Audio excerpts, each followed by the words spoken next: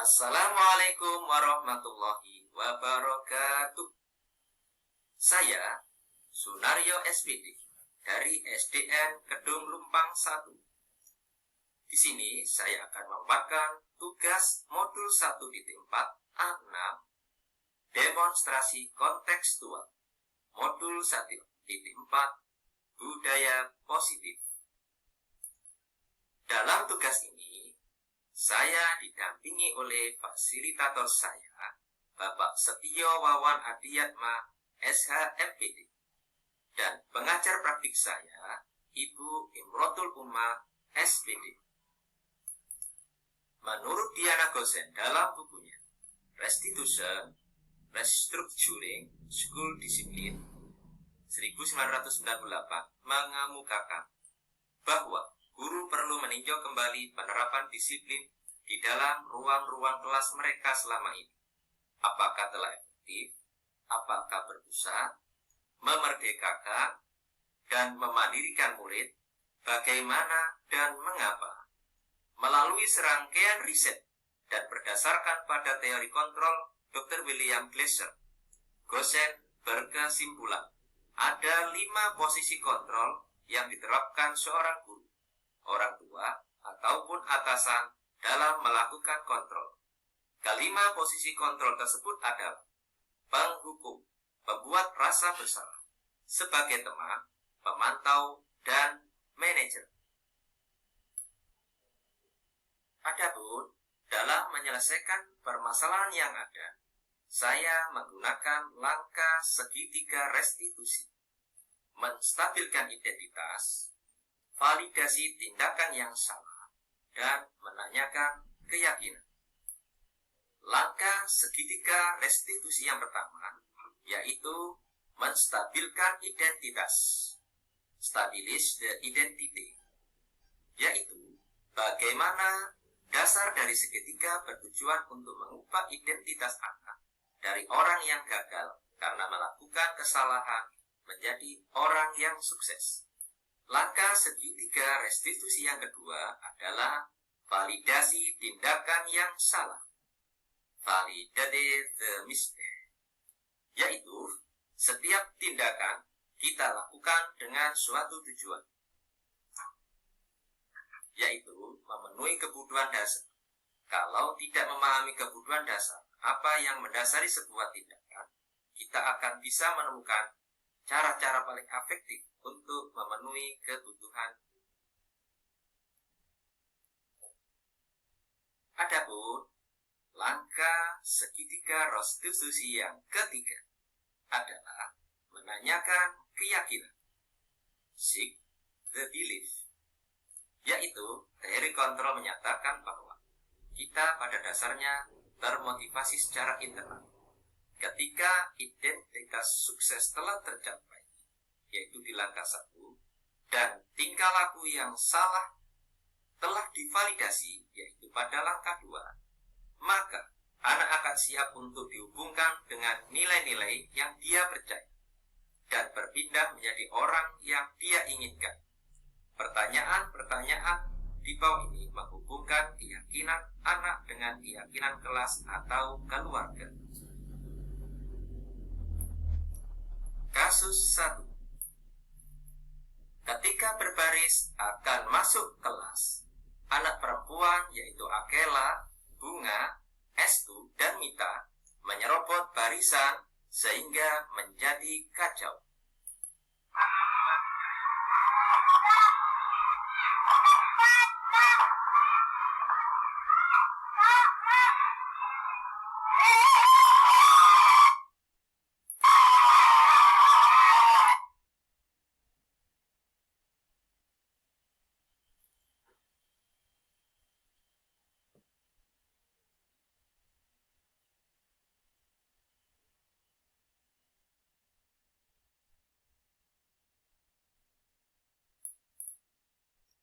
Ketika istirahat, saya memanggil Akela, Bunga, dan Estu untuk masalah tersebut.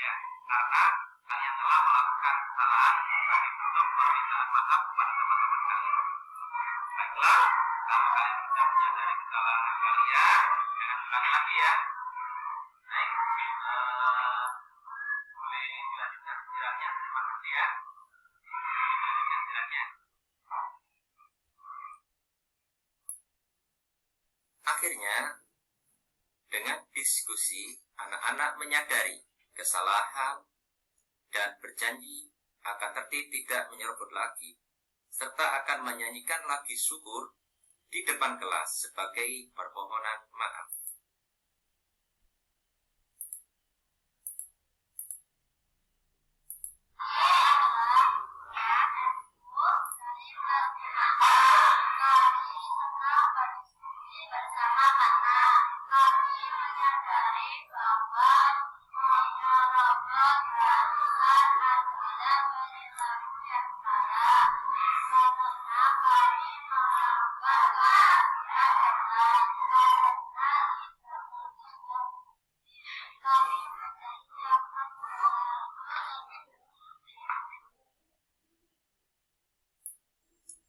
Adapun kesimpulan dari kasus 1, yaitu Akela, Bunga, Estu, dan Mita ingin memenuhi kebutuhan dasar akan kesenangan dan kebebasan. Berikutnya, saya menerapkan posisi kontrol sebagai manajer, serta menerapkan 3 langkah restitusi untuk berdiskusi membantu menyelesaikan masalah peserta didik saya. Berikutnya adalah kasus yang kedua. Ketika anak-anak mengerjakan tugas diskusi pendidikan Pancasila, saya pamit ke kamar kecil. Ketika saya tidak ada, Cahyo marah kepada Faris.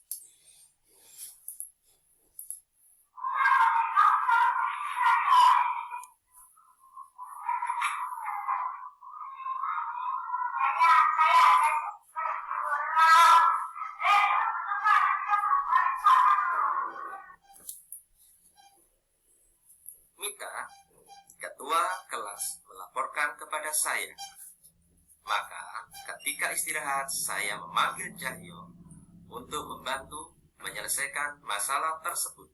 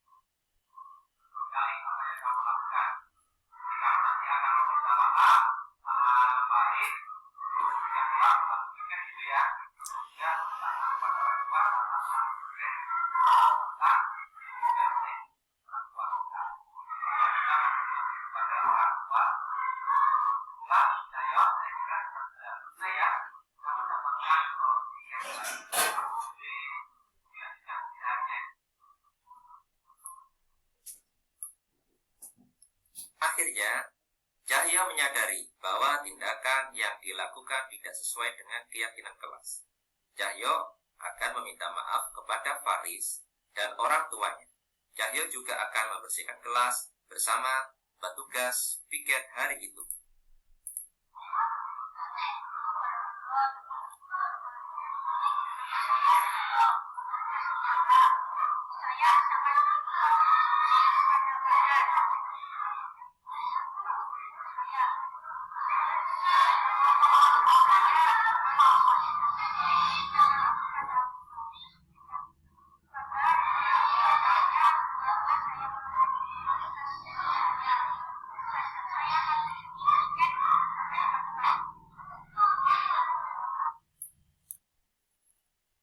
Kesimpulan kasus 2. Yang pertama, Cahyo ingin memenuhi kebutuhan dasar, kasih sayang, dan rasa diterima. Dia tidak terima diolok-olok oleh Faris. Saya menerapkan posisi kontrol sebagai teman dan manajer, serta saya menerapkan 3 langkah restitusi untuk berdiskusi membantu menyelesaikan masalah peserta didik.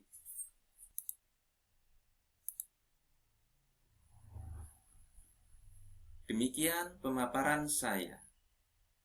Salam guru penggerak. Tergerak, bergerak, menggerakkan. Terima kasih. Assalamualaikum warahmatullahi wabarakatuh.